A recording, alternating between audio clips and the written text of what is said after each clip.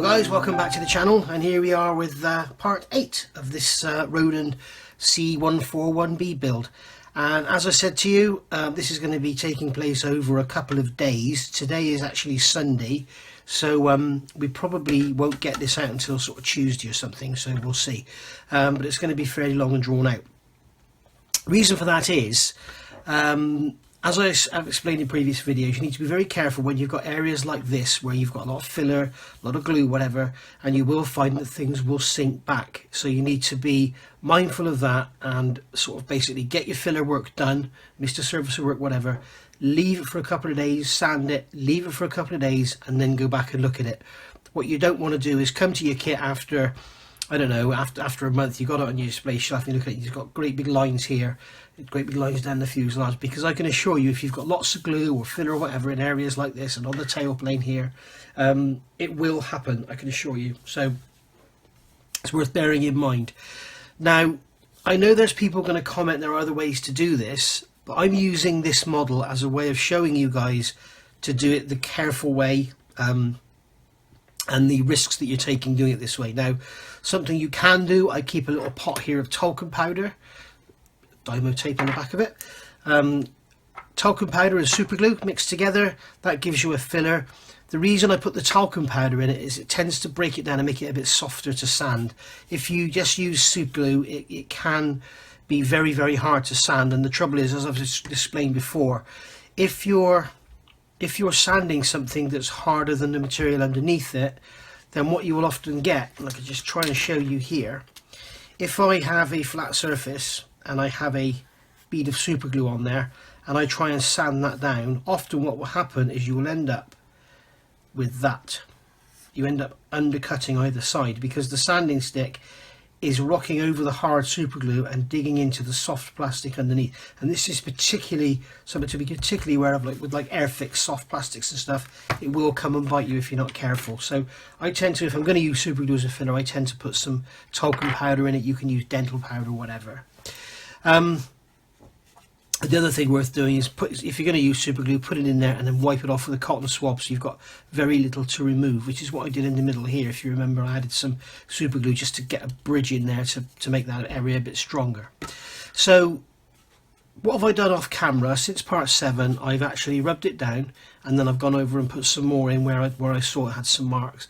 And I sanded these trailing edges out. If you remember, I put some masking tape on those scribed lines, and then I super glued Mr. Surfacer up to those scribed lines. Now, I'm going to try and get this in the camera so you can see it.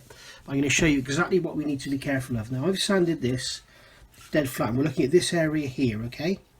I've sanded that dead flat, okay, and it's now, that was Friday, it's now Sunday.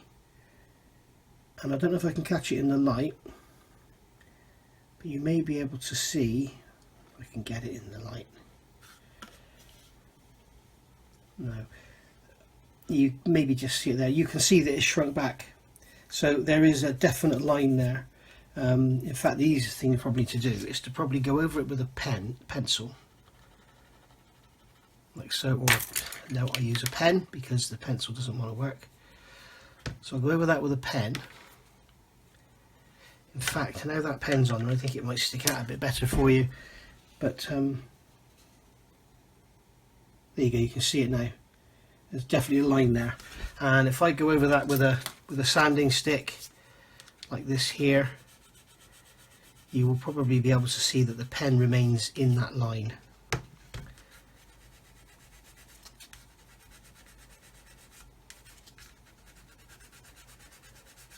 There we go, you can see the pen remaining in that line, so that's what we don't want. So I'm going to take my 600, these are the Matador sanding sticks, the Infini ones from Premium Hobbies, and I'm going to try these wet because I don't want to clog them up or ruin them. But you can see there I'm sanding that, and you can see there's a black line remaining, and when that black line disappears, I'm probably going to be okay. Alright, so there we go. So that's sanded out. Now I'm going to do the same on this area over the top. Remember, there's a lot of filler and stuff under here. If this is the first time you've seen this kit from me, guys, go back. As I say, this is part 8, and there's a lot to see, and there's a lot of good basic stuff on there for the beginner. So That's basically what this one's been aimed at, and I wanted to build one of these.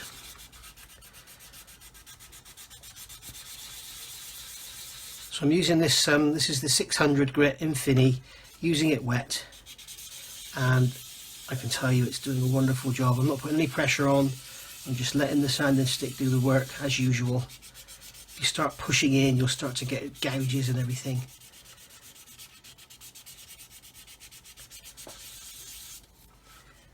So just feathering out the edge of this Mr. Surfacer here. And you can see in the middle here we've got the super glue. This is where I run the risk now of doing what I said and ending up with a trough either side of it. So very, very light pressure, well, no pressure at all really. And just sand that away so that it comes out flat. And then what I'm going to do afterwards is just put another layer of Mr. Surfacer on it, and then I'll literally just polish that back so as not to go through. So I think we're sort of there now.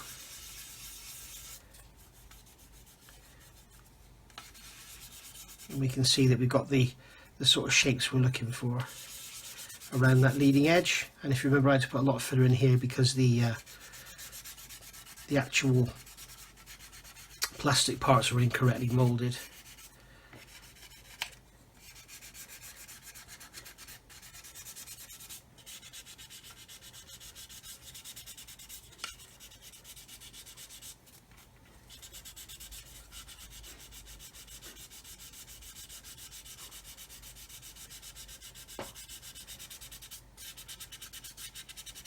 There we are.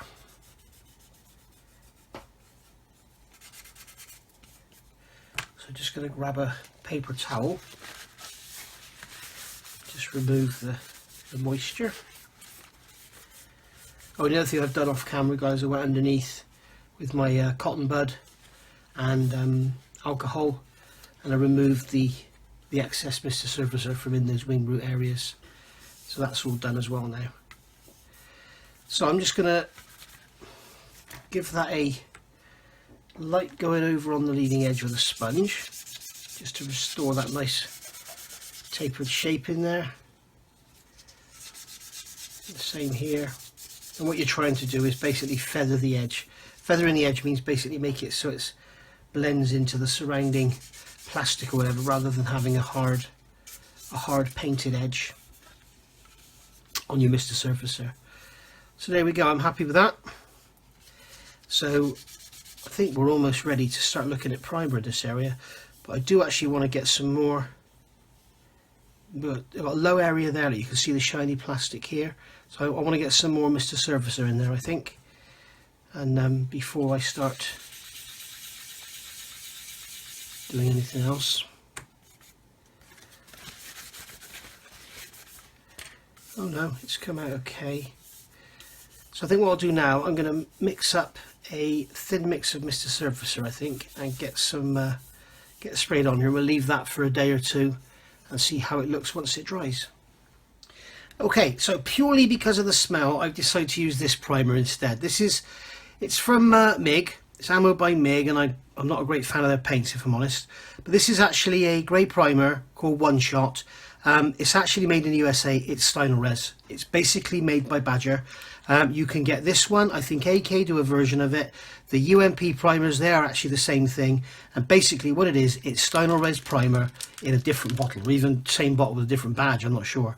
If you do buy this, I'm not so sure about this dispenser on the top. It tends to get dried paint in it, and then when you pour it into your airbrush, the first thing you get is a bit of dry paint, which isn't always good. But the good thing about it is it's not at all smelly. So I've put some in my airbrush here. I've wound the airbrush up to about 25 psi. So we'll see, we can get a nice flow now, because it is slightly thicker than, you know, your normal sort of paint that you would use. So I'm using this basically as a primer to put on here, leave for a couple of days, and it will show me if there's any shrink back or anything. So let's have a look in this tail plane area here. We'll just get some on there. Remember, we've got Mr. Surfacer all along this edge here as well, so I'm going to get some primer on there, and the same in here. And then we'll get some in there as well, and in those roots there.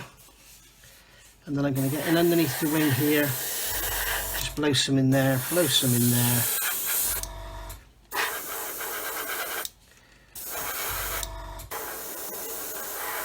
And you see that spitting I got then? We've discussed this before, and somebody actually pointed out to me that it's actually my fault. When you use the airbrush, okay, if you use the airbrush, you push down, you pull back, and then you let it go, there's paint left on the tip, so then you get a spatter. What you're supposed to do is go, come back, and then go forward and then off, and then you won't get that spatter. So yeah, one worth remembering. Old habits are hard to break, so if you're new to the hobby, start doing that right away, and then you won't ever get into the bad habits like I have. Okay, so we just spray some primer on there, and we can see that's looking lovely. And we can see straight away we've got a line there.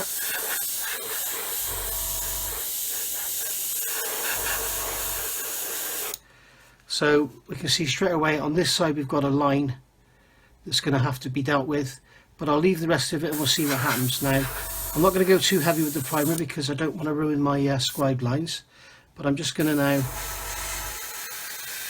just run some primer up this fuselage seam, some over the nose, same back here, and then I can do the same underneath just quickly. If you remember, this area here is supposed to have a line in it.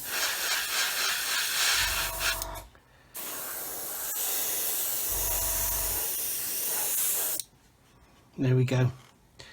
So we can see that the underside there's no seam, it's all lovely. We've got something showing through there. You can see it in the light. So that'll need work. Might be able to get away with that with more primer. Sometimes you can get more primer on, and when you polish it back, that'll the primer will act as your filler. And we can see again here now it's showing up, we've got a line there. So we have got some more work to do, guys. So I'll let that go off for a couple of days, then we'll come back and polish it and we'll see how it looks. Okay, so I'll see you in a few seconds for you, about 48 hours for me.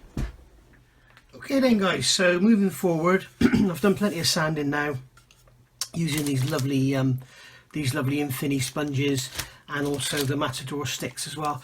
I've used the 1000 grit on here, dry, no water, and it hasn't clogged it at all, and it's enabled me to get it nice and flat. So happy with that now, ready for primer. So moving forward now, we've finished all the big sanding and everything, so let's start looking at this canopy. Now, a lot of you have seen how to do this.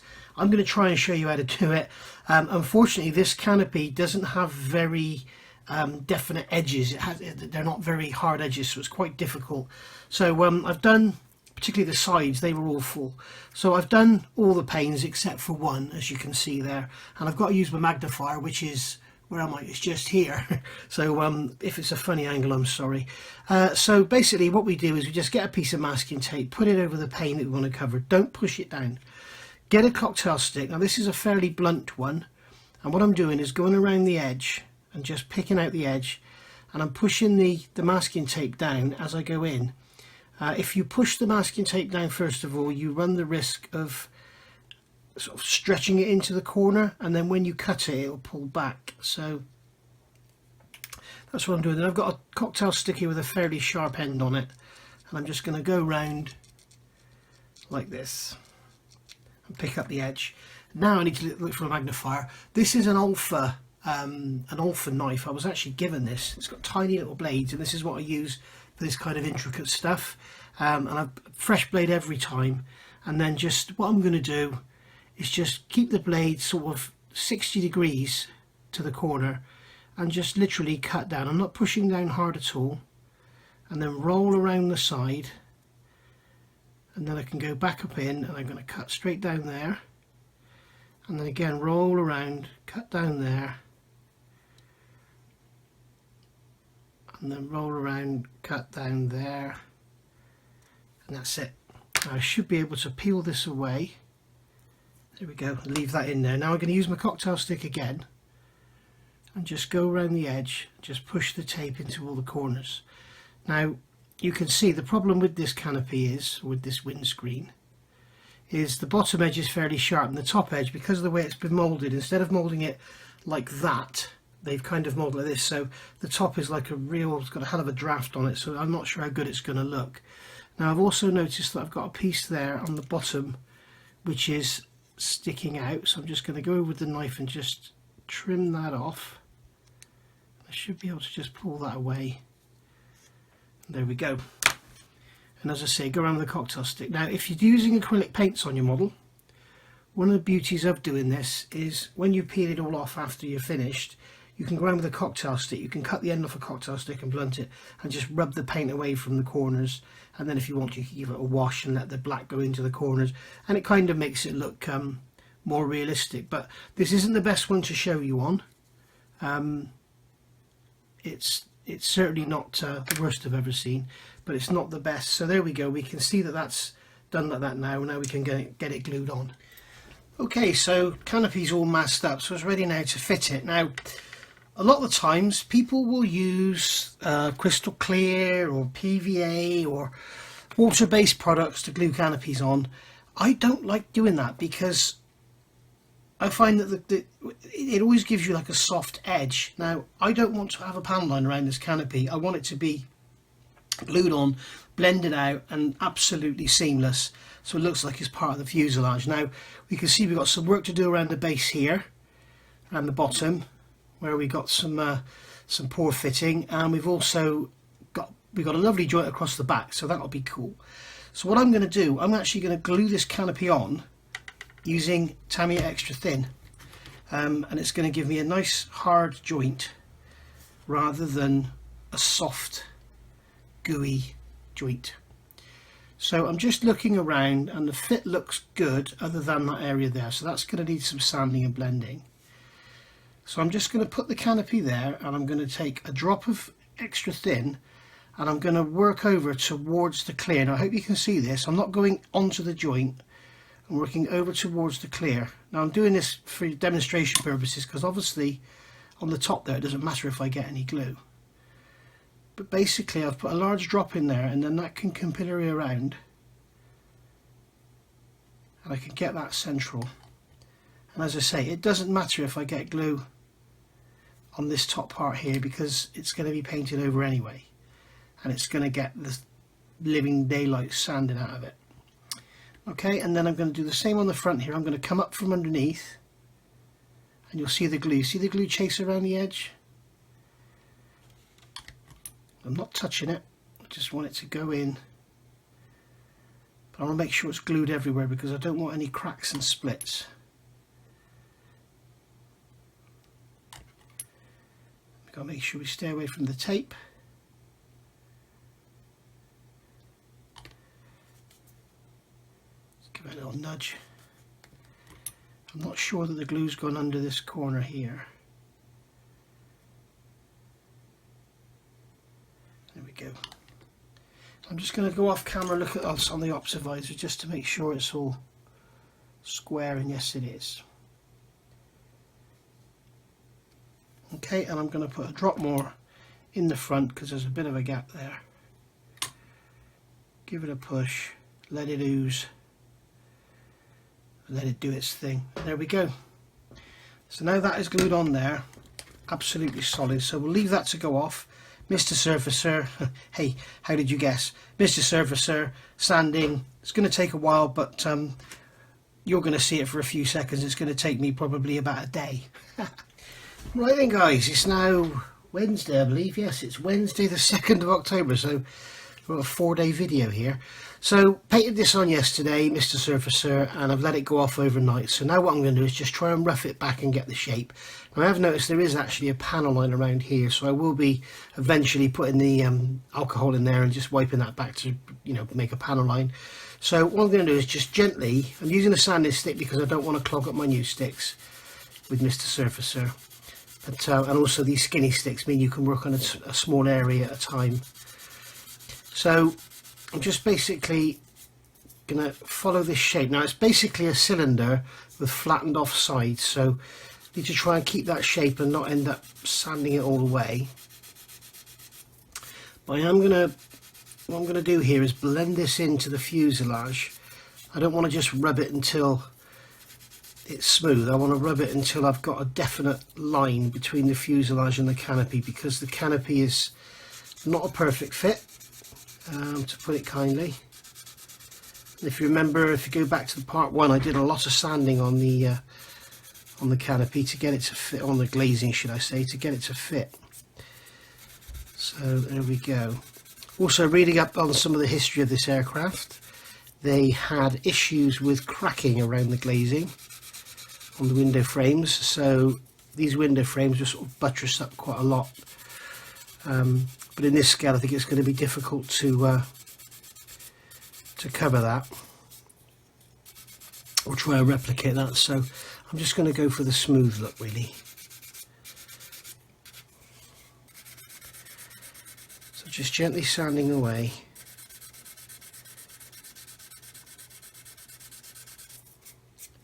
And there we go. Now the beauty of having this masking tape on here is I can sand over the masking tape. We can see here what's happening is we've got a hollow in the fuselage, so I'm going to basically just sand this until, there we go, we get a smooth demarcation between the glazing and the plastic. And also when I see the edge of the masking tape come through, then I know we're there. If you start to see the masking tape wear really thin, what happens is as you rub through you'll end up seeing that it'll turn like a glob, because the glue of the masking tape, you go through to the glue and then it turns into like a mess. So once you get to there, stop, you need to remask.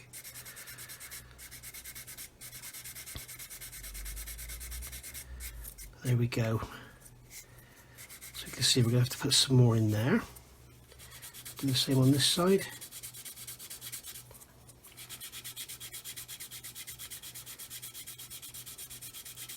Any scribe lines or anything we get rid of, we can re-establish those easily enough.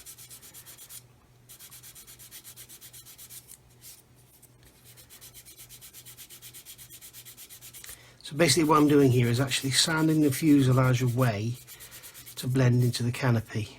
Basically the canopy is king.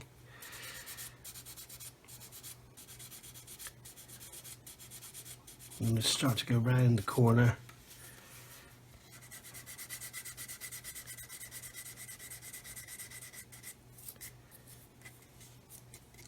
Now we've got these two lumps on here which are supposed to be depicting the wipers. I need to check my references before I sand them off, but they do appear to be very overscale because they're quite large, these lumps here. So now we've got that done, I'm going to get my,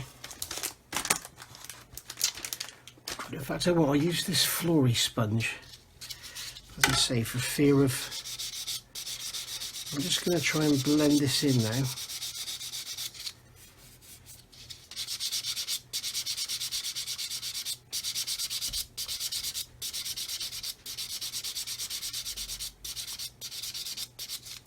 The beauty of these is they're fairly hard, but it's still a sponge, so you're not going to produce flat spots where you don't want them, but it will flatten out the areas that you've just sanded if you've ended up putting undercuts in there and stuff.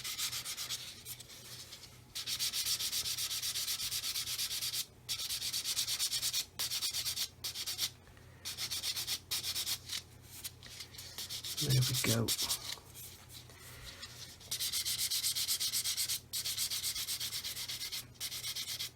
Hopefully there you can get a kind of idea of what it is I'm doing. Basically blending just sanding the fuselage until I see clear all around that masking tape, and then I know that I'm sanding down to the clear.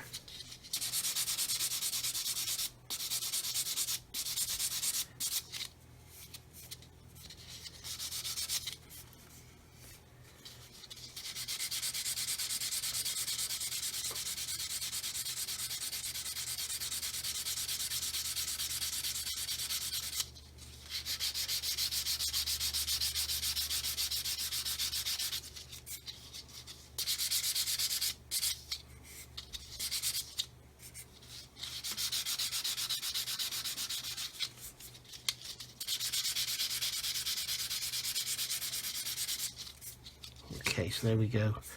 So I can see clear now all the way around the the masking tape. So now I'm going to get my super sponges out and I'm going to get the 1000 grit. And I'm just going to blend all this out.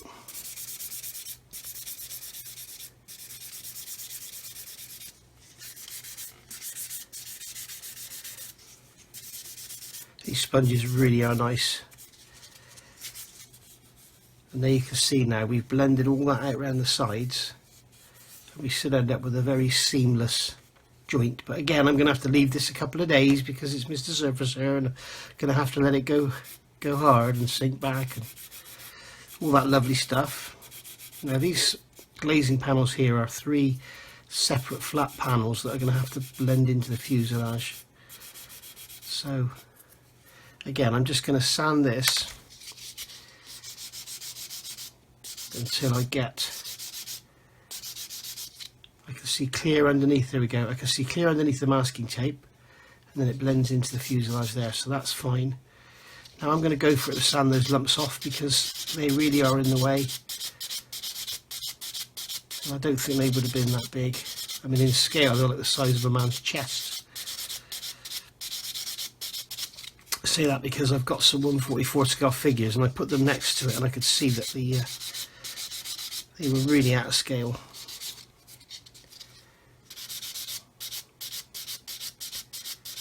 There we go. Once again, we've got the clear, so we can see the clear underneath the masking tape, which is what we want, and we want the 3 flats to sort of blend into the fuselage.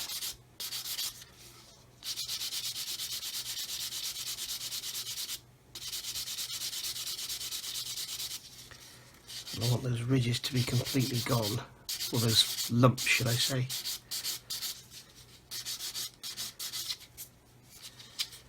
And there we go. So we've got 3 flats there. So we'll just blend those in with a sponge. And it looks like we're good to go. Now the trouble is with this one, you can't just go on and prime it because we need to get the cockpit interior colour on the glazing. So I'm going to have to be spraying this with light blue first and then see what it looks like. I just want to remove some more material from here.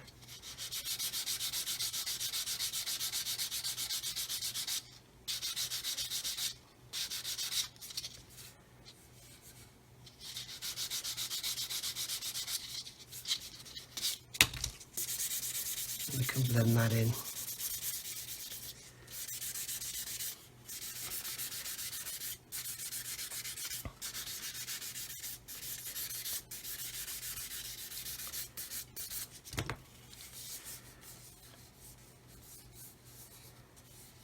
There we are. It's all sanded in and smooth, which is nice.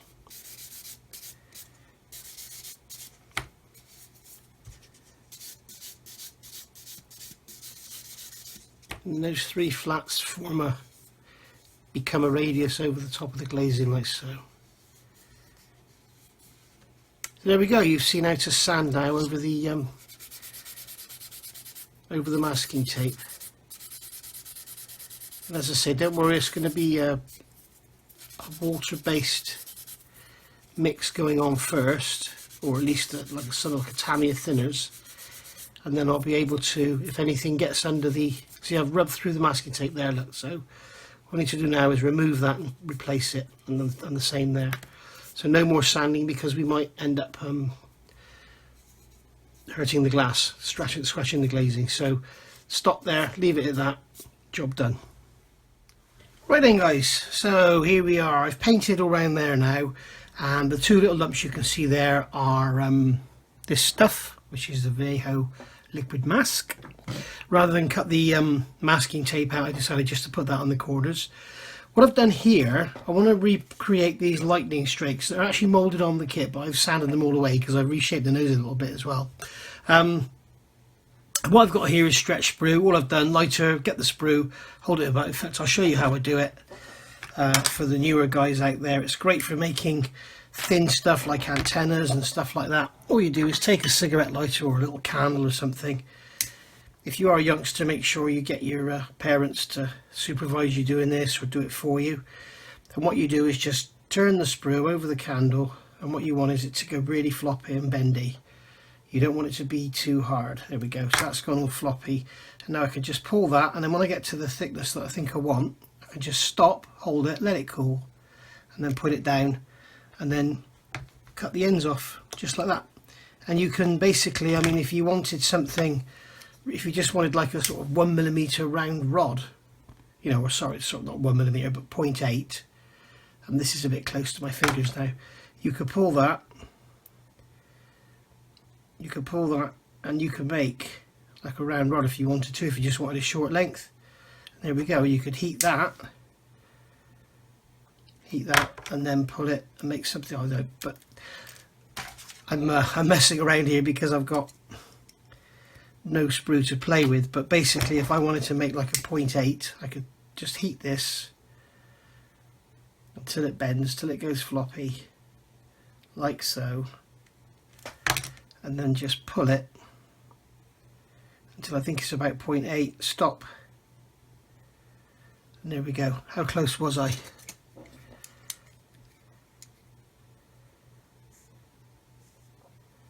Oh, 0.5, there we go. 0.6. So yeah, so if you need to make some plastic rod, easy way to do it.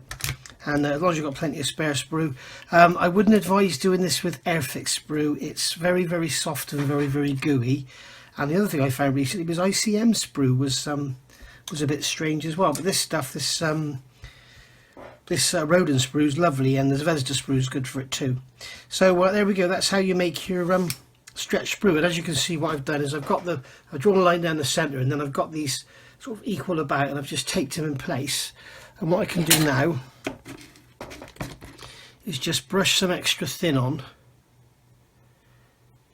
to kind of weld them in place. Now these don't go right to the centre, but they do go right back to that panel line.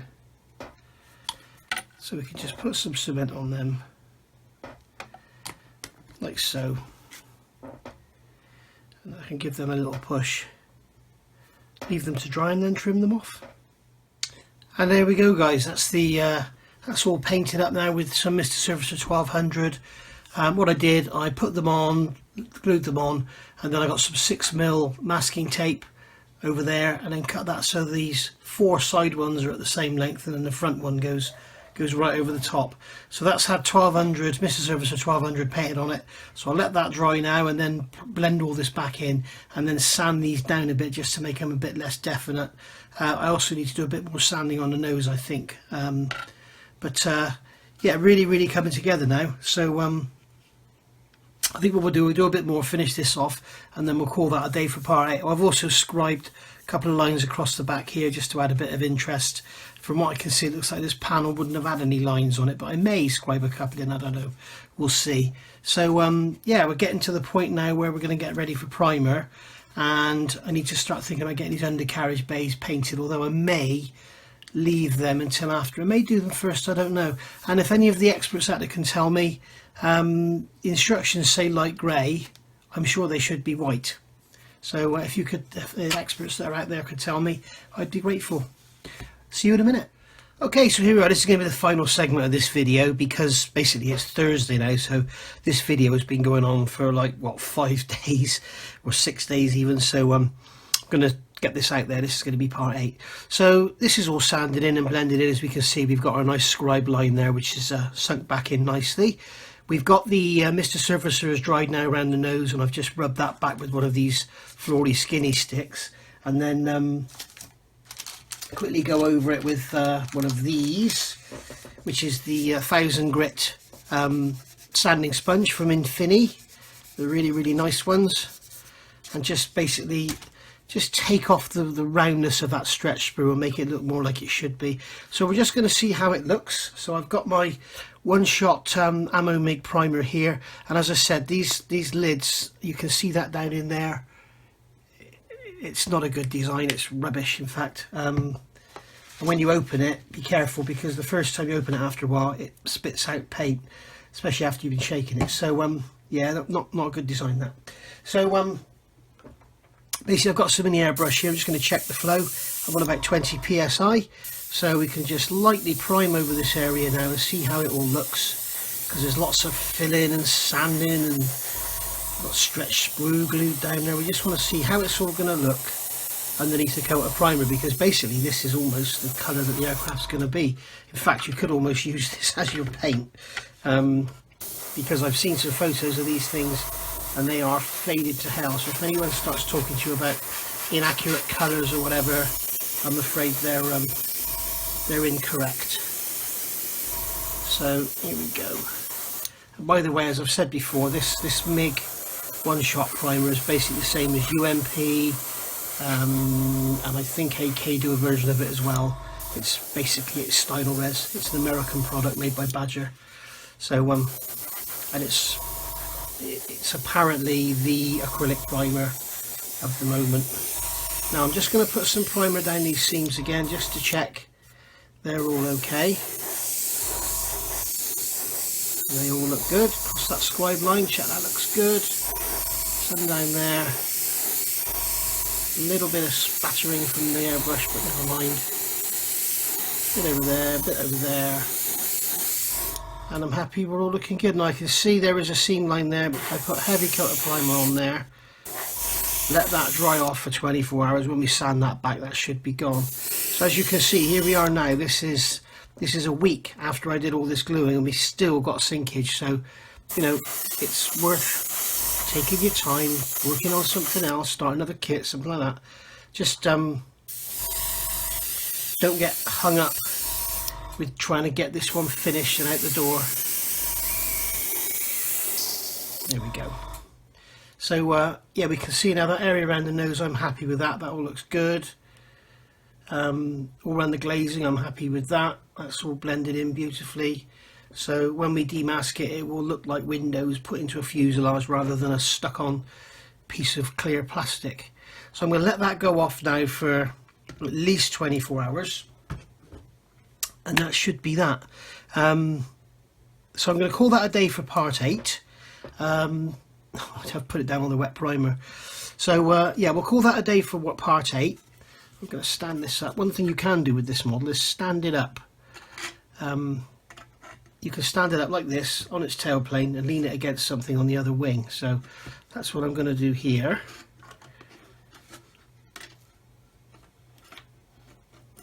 If it will play ball. No, it won't.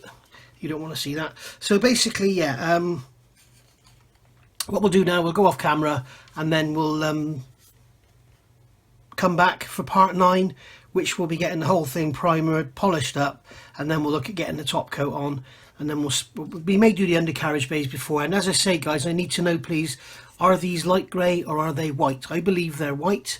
A lot of you guys out there have worked on these things, so you will probably know. So thanks for watching. See you all later. Bye bye.